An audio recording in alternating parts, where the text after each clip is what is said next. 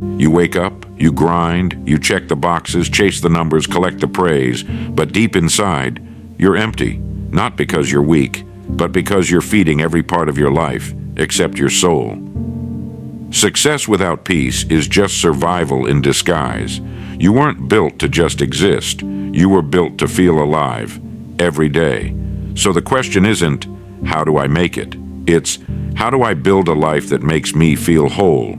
A life where your heart is full, your spirit is lit, and your days aren't just productive, they're purposeful. Let me ask you this. When was the last time you felt genuinely connected to what you were doing? Not chasing money, not performing for approval, but waking up with a fire that said, this is it. This is who I'm meant to be. Too many people confuse being busy with being fulfilled. They build resumes, not lives. They work overtime, but never take time to check in with their own spirit. They impress the world while silently disappointing themselves. Here's something most never realize until it's too late. You can be doing everything right and still be building the wrong life. Because if what you're chasing doesn't feed your soul, then no matter how fast you run, you're still starving. Your soul isn't asking for more pressure. It's asking for more presence. Not more hustle, but more honesty. The truth is, you can't fake alignment. You can fake confidence. You can fake competence. You can fake a smile in the mirror and applause from the crowd. But when you lay in bed at night, your soul knows the difference. So many of us are out of rhythm with ourselves, not because we don't have ambition, but because we never paused long enough to ask, what do I actually want my life to feel like? We know how to build brands, but not peace. We know how to impress strangers, but not how to be kind to our inner child. We know how to check every box, except the one that says, does this feed my soul? And that's the shift. That's the wake-up. This isn't about quitting your job and running to the mountains. It's about rebuilding from the inside out. It's about designing a life, day by day, that leaves you proud, whole, and awake. Because success should never cost you your sanity. Progress should never mean self-abandonment. And purpose should always begin with you. So if you're tired of just surviving, if you're done feeling like your days are on autopilot, if you're ready to build more than a bank account, you're ready to build a life that feeds your soul daily. Number 1, stop performing, start living. We live in a world that rewards performance, not alignment. From the moment we're born, we're conditioned to chase approval. Be good, be smart, be productive, be impressive. So we grow up mastering the art of becoming what others want, but losing touch with who we are. You can spend your whole life succeeding at things that don't matter to you. You can earn respect, money, status, and still feel hollow inside. Because no amount of applause can fill a soul that's starving for authenticity. You don't need to earn your worth by performing anymore. You don't need to be everything for everyone and nothing for yourself. Real living begins when the performance ends. When you stop trying to prove and start trying to connect. When you stop living to meet expectations and start designing a life that feels like home to your soul. The world doesn't need more perfect people. It needs more present people. People who know how to slow down and ask, am I happy with this life I'm building? Does this job, this relationship, this daily routine reflect who I really am? Too many are stuck in a loop of achieving but never arriving. They climb ladders without checking if it's leaning on the right wall. Your soul is not impressed by your resume. Your soul craves joy, meaning, connection, truth. It doesn't want your highlight reel. It wants your real life, the one you live when no one's watching. So stop. Stop performing. Start listening, not to the noise of the world, but to the whisper inside you saying, this isn't it. There's more for me. Because there is. Number 2, design your days with soul, not just strategy. We're told to plan our lives like a machine, schedules, systems, goals. But your soul, it doesn't operate on checklists. It needs rhythm, not rigidity. It needs moments that mean something, not just ones that get something done. Look at your calendar right now.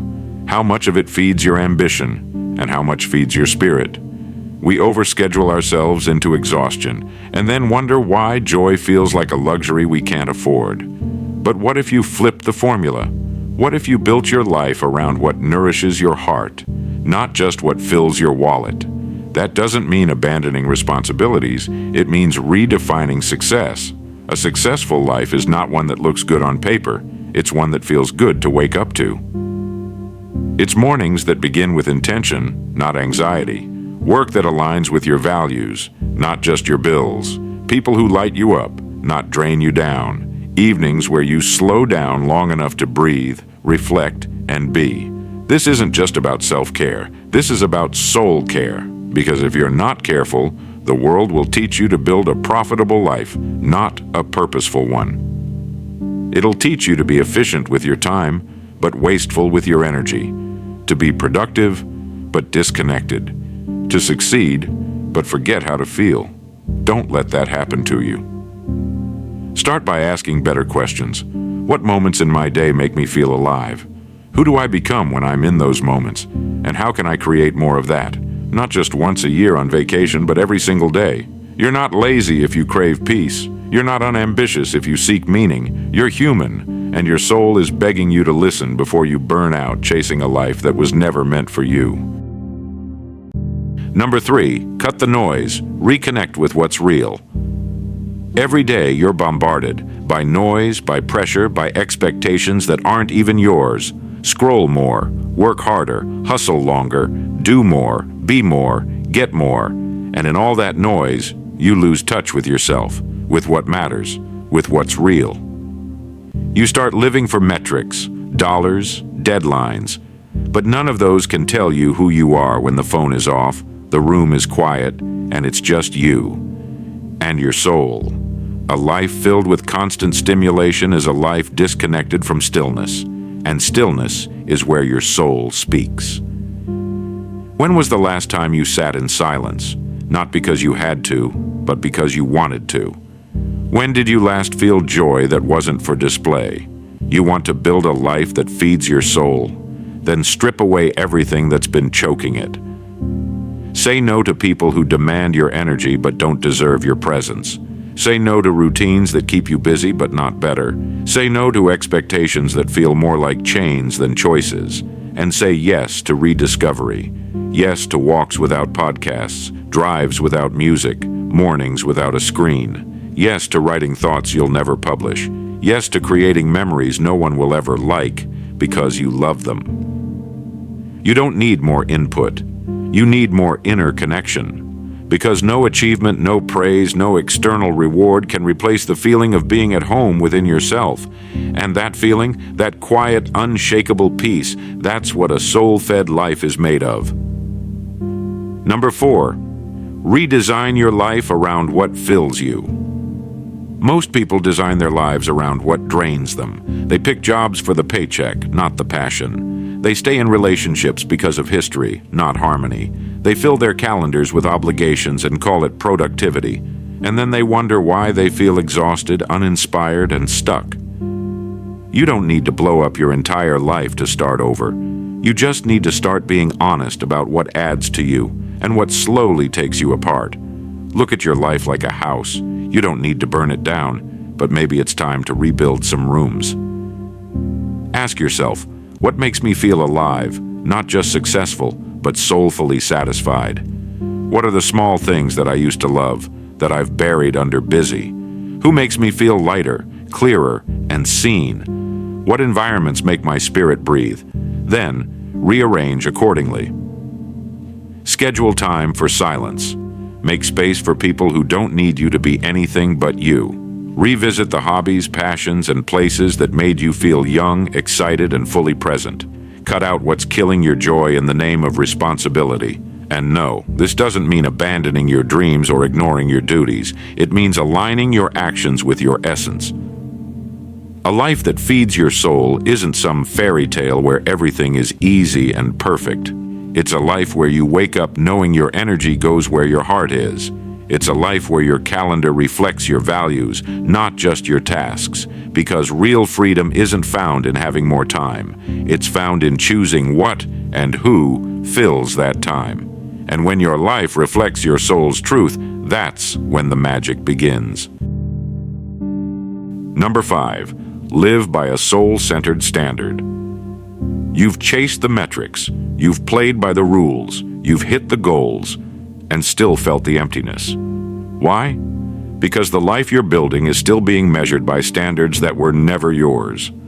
How much money you make, how fast you climb the ladder, how others perceive your status, appearance, or accomplishments. What good is achievement if your soul feels like it's withering away? You weren't born to just impress the world. You were born to express yourself, fully, deeply, authentically. That means shifting your standard of success, no longer chasing what looks good, but what feels right. No longer asking, will they approve? But instead, does this align with my values? A soul-fed life is not a passive life. It's not just peace and candles and long walks. It's fierce, it's bold, it's grounded in purpose.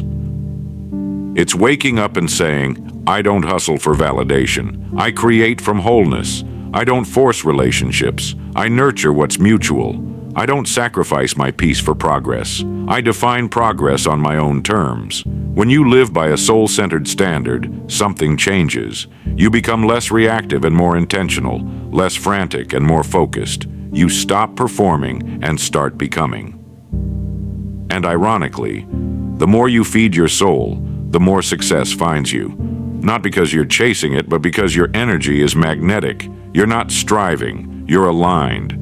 This is the ultimate achievement, to wake up every day and know your life is a reflection of your soul, not your stress. Because at the end of it all, it won't be the trophies, the money, or the praise that mattered.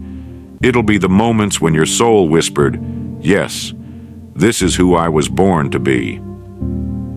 So, you've spent enough time surviving, checking the boxes, playing roles, silencing your inner voice just to keep the world happy. But now, it's your turn to build a life that's more than busy, one that's alive, a life that feeds your soul daily, not someday, not when everything is perfect, now.